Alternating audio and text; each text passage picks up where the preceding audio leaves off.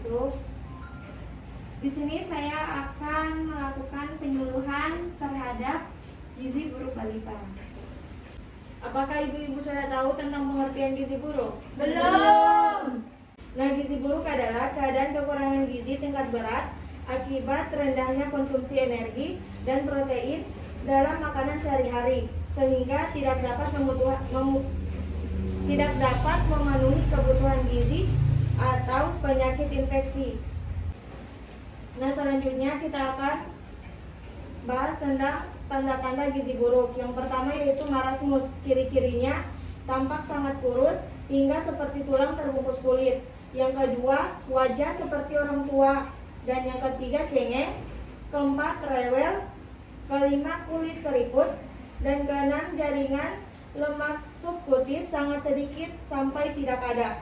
Dan ketujuh, perut umumnya cekung. Dan ke-8, tulang rusuk menonjol. Untuk yang kedua, kwashiorkor.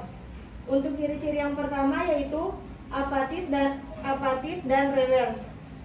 Dan yang kedua, rambut tipis kemerahan seperti rambut jagung, mudah dicabut tanpa sakit dan rontok. Dan ketiga, wajah membulat dan sembab. Dan keempat, pandangan mata sayu. Kelima, pembesaran hati. Keenam, edema minimal pada kedua punggung kaki. Ketujuh, otot mengecil. Dan yang terakhir, kelainan kulit berupa bercak merah kehitaman. Tanda-tanda gizi buruk yang ketiga yaitu marasmi kwashiorkor, di mana gambaran klinik ini merupakan campuran dari beberapa tanda klinis marasmus dan kwashiorkor disertai edema yang tidak mencolok. Nah, untuk penjelasan selanjutnya yaitu penyebab gizi buruk. Penyebab gizi buruk di sini ada 5, yaitu balita tidak mendapatkan ASI eksklusif atau mendapatkan makanan tambahan sebelum usia 6 bulan. Dan yang kedua, balita yang disapi sebelum usia 2 tahun. Yang ketiga, balita tidak mendapatkan makanan pendamping ASI atau MPASI pada usia 6 bulan atau lebih, MPASI kurang dan tidak bergizi. Keempat, setelah usia 6 bulan balita jarang disusui. Dan yang terakhir yaitu balita menderita sakit dalam waktu lama. Dan yang terakhir yaitu balita menderita sakit dalam waktu lama seperti diare, campak, TBC, batuk, dan pilek. Selanjutnya yaitu akibat gizi buruk. Akibat gizi buruk di sini ada 4. Yang pertama yaitu menyebabkan kematian bila tidak segera ditangani oleh tenaga kesehatan. Yang kedua, tidak cerdas atau bodoh. Yang ketiga, berat dan tinggi badan pada umur dewasa lebih rendah dari anak normal. Dan keempat, sering sakit infeksi, sering batuk, pilek, diare, TBC, dan lain-lain. Untuk penjelasan berikutnya yaitu penata laksanaan balita dengan gizi buruk. Yang pertama yaitu penuhi gizi seimbang. Dan yang kedua yaitu membuat variasi menu sesuai dengan kesukaan anak. Dan yang ketiga yaitu memberikan multivitamin untuk meningkatkan nafsu makan pada anak. Jadi mungkin itu penjelasan dari saya. Selanjutnya akan dilanjutkan oleh teman saya. Kepada Anissa saya persilakan. Ya, di sini saya akan menjelaskan tentang gizi seimbang ya. Di sini bisa kelihatan, Bu-ibu?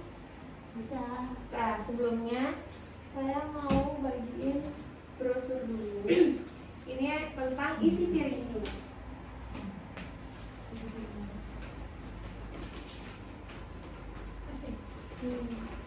Makasih. Nah, lanjut di sini gizi seimbang. Apa itu gizi seimbang? Ada yang udah tahu sebelumnya? Belum. Ya, gizi seimbang itu susunan makanan sehari-hari yang mengandung zat-zat gizi dalam jenis dan jumlah yang sesuai dengan kebutuhan tubuh dengan memperhatikan prinsip keanekaragaman atau variasi makanan, aktivitas fisik, kebersihan, dan berat badan. Nah, apa sih manfaat nutrisi pada balita? Ada yang udah tahu? Belum. Nah, manfaatnya itu dapat menjadikan tubuh kecerdasan dan kemampuannya pun akan berkembang dengan pesat. Secara fisik, dengan gizi yang baik, si kecil pun menjadi lebih sehat serta tidak mudah sakit.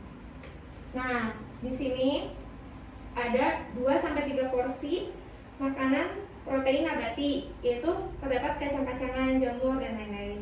Nah, di sini ada protein hewani 2-3 porsi. Ini semacam kayak telur, daging-dagingan.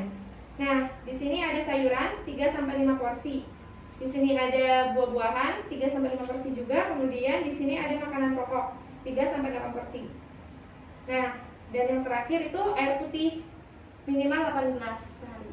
Di sini saya akan menjelaskan tentang isi piringku ya ibu-ibu. Ya. Nah, di sini ada 35% makanan pokok seperti nasi. Kemudian di sini ada 35% lauk pauk seperti ikan atau tahu. Terus yang terakhir ada 30% sayuran dan buah-buahan. Ini ada pisang, jeruk, atau kangkung. Ya, jadi yang sudah saya sampaikan, apa ada yang ingin ditanyakan? Saya Bu, Ya, misal silakan. gini ya, Heeh. balita itu kan ada yang tidak suka nasi. Buat penggantinya itu bisa diganti apa ya? Untuk pengganti nasi tuh bisa seperti jagung, oatmeal, ubi, atau singkong. Makasih Bu. Iya, sama-sama. Yang lain apa sudah bisa dimengerti? Insya Allah bisa Bu. Selanjutnya, jika ibu-ibu sudah mengerti, saya akan bertanya agar saya bisa mengetahui apakah penjelasan yang kami berikan tadi sudah bisa ibu-ibu pahami. Di ibu yang di pojok, apa sih akibat dari gizi buruk itu, Bu?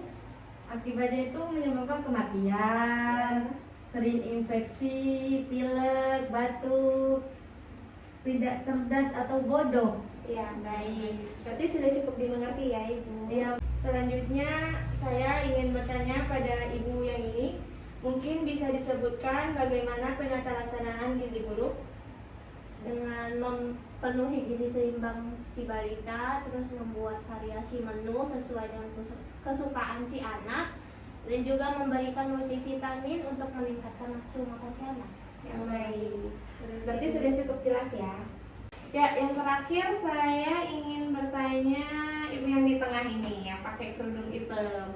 Apa sih definisi gizi buruk itu, Ibu? Gizi buruk adalah suatu keadaan kekurangan konsumsi zat gizi yang disebabkan oleh rendahnya konsumsi energi protein sehari-hari. Oh iya. Baik, berarti sudah cukup jelas ya ibu-ibu ya dimengerti ya tentang penyuluhan terkait gizi seimbang dan gizi buruk balita. Sudah cukup dipahami? Sudah Bu. Sekian dari kami tentang penyuluhan gizi buruk dan gizi seimbang pada balita. Terima kasih ibu-ibu yang sudah mau mendengarkan. Assalamualaikum warahmatullahi wabarakatuh. Waalaikumsalam.